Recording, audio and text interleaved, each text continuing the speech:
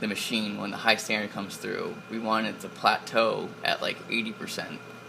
At least 80%. At 80%, yeah. What happens if that reaches more than 100% of the detection limits? So that's why you have that's why we have 3 spikes at the same. So here it comes. So if you remember, so these blocks are 30 seconds apart, and remember we were sampling for 48 seconds. So you want to set your base or set gain before it finishes its spike. But yeah, so at 54, 64, 72, 79, 86, I'm setting gain when it hits 86. 86, you click setting gain. Yep, but it looks like we're going to shoot, not. So that's, and so I set gains, now it's going to kind of recalibrate itself, and the next, so that should be, our maximum is like 94%, which is kind of high, but I think within the realm of acceptable. But it never should go over 100. Right, and sometimes I don't know if it's like bad digestion solution or something like that, but sometimes you'll get your high spike plateauing at like 50%, and that's pretty bad. And that's pretty bad. So you can kind of fake it by manually increasing the gain. Like you can put it in a higher value manually. Oh, okay. So this one, I think I'm gonna. Oh, it's again, coming so it's coming again. Yeah, so it's coming again. So I'm just getting ready in case I have to set it. But usually, after you set it the first time, you don't have to touch it again. But because I want to try to get that high spike a little bit lower. So I set gain again. Like so, we started off at 124 gain, and now we're down at 97 gain. So we're just like telling the machine like, no, but the signal's a little too strong. Like dial it back. Like, you don't need that much assistance from the software to increase the signal noise. So, or increase the signal. So it set gain. Same thing with bass. Like you set bass, set gain. Never undo set gain. Never undo set bass. It's always like an additive process. So now. Usually I'll set gain on the first one, set gain on the second one if I have to, and the third one, I usually... But how do you know when you need to set gain? I mean, like in this case, you wanted the lower signal, but in the first time I noticed that you set gain in 86 or something. Yeah, so if like it's already in the 80s and it doesn't look like it's gonna plateau yet, you want to try to set gain to tell it, like, so if it's like shooting up really really fast, you need to set gain so that you can tell it, okay, it's you're increasing the signal too much. Set gain so that it'll plateau at a lower percentage. What happened there? It's just, I think 97 is a little too low, so I'm gonna just manually increase it to 100 and let it go from there. Well, those are the 3 spikes. Are those you are the 3 expecting spikes. More? No, because we only put 3 through. After that, you can change the set gain. I mean, yep. With no problem. We're not expecting anything else, but you can. Right. Yeah. So that's like a guidance points to see the 3 spikes. You can tell. Oh, yep. I need this gain. Right. Or I don't need that high or that low high or whatever. Gain. Yeah. So it's usually 30 seconds. So it started there. 30 seconds, 48 seconds. So that's like the whole. Started there, 48 seconds. Wash, 48 seconds. So as long as you set gain like in that, like at the 30-second mark, that's like a good. Every point. 30 seconds is like that's like a minute actually. This is, yeah. It's yeah. Oh no, the minute the whole spike. Yeah, sure. I mean, it's 30 seconds between the spikes. Right.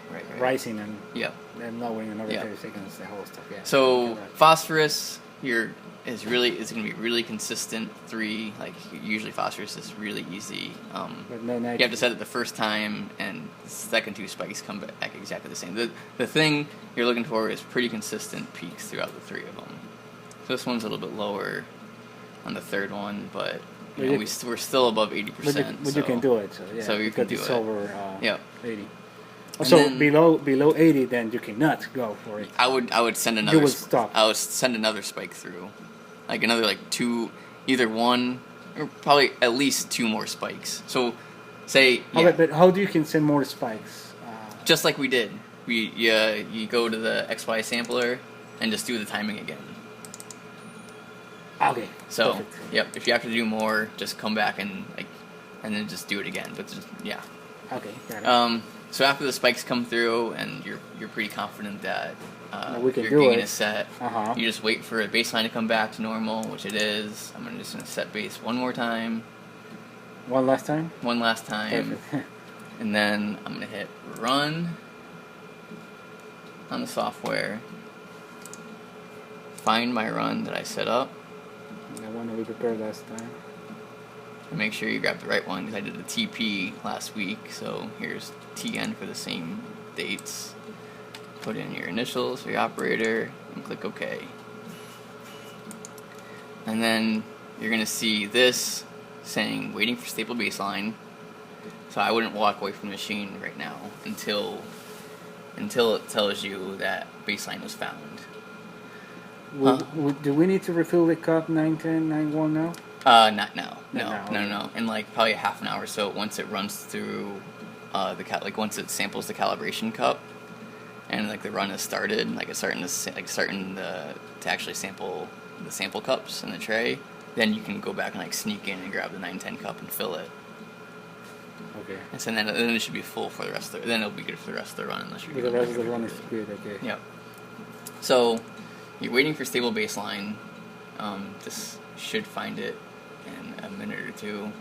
On some channels, like you have a really noisy baseline, so there it goes. There was that button right there that allows you to force baseline.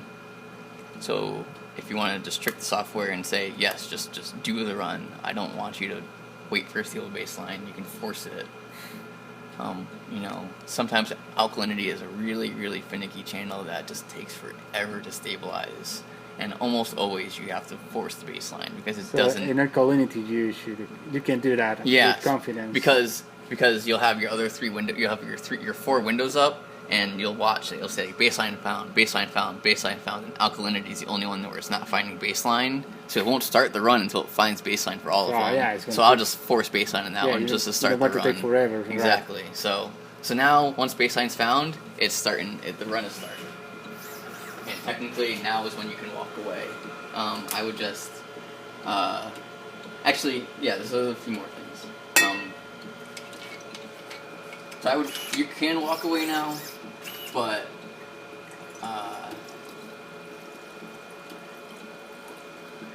especially with the way nitrogen has been this year. So technically it started the run once baseline's found, but it's sampling the 910 cup, which it serves as the primer and also the drift cup. So if the run isn't, if like the baseline is noisy or something isn't going right, it might find baseline but not recognize the primer. So if that's the case, you pretty much need to start the run over.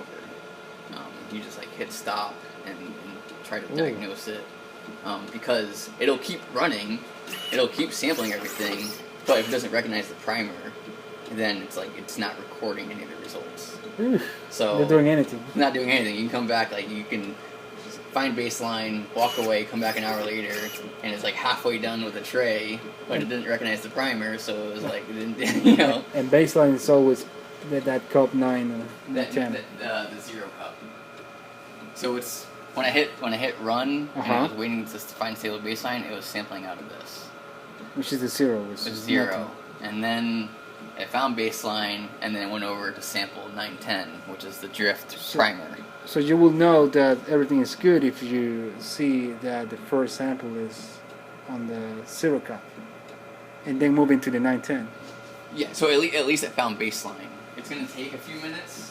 It'll take a few minutes for it to sample the 910 cup and then get through the machine, and then it'll say where it says baseline found, it'll say primer found, or it'll say primary not recognized. If it says primary not recognized, Oh, just stop. you need to stop And just stop it running with the red button? No. You hit stop on here. Hit stop on there, and then hit charting again, so that because it's stopping the run, and then it kind of like closes the window. So you hit charting again to bring it back up, and then and then you can go about trying to diagnose the problem. Like maybe it was a bad standard or something. And then you can mess around with it. You can like try to put in more 300. Try to run spike timing again and see if like you can figure it out if it is just your high standard that isn't right. But usually, if primer isn't recognized, it might mean that something went wrong in your digestion process, which means everything you pipetted just has to go in it's the for garbage. nothing. Yeah, exactly. So, but I feel pretty confident. This is looking really good. So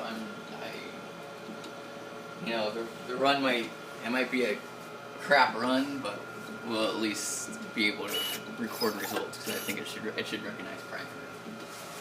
And so we're expecting to see primer found. Yep. And like I said, that'll be another like 5 or 10 minutes down the road.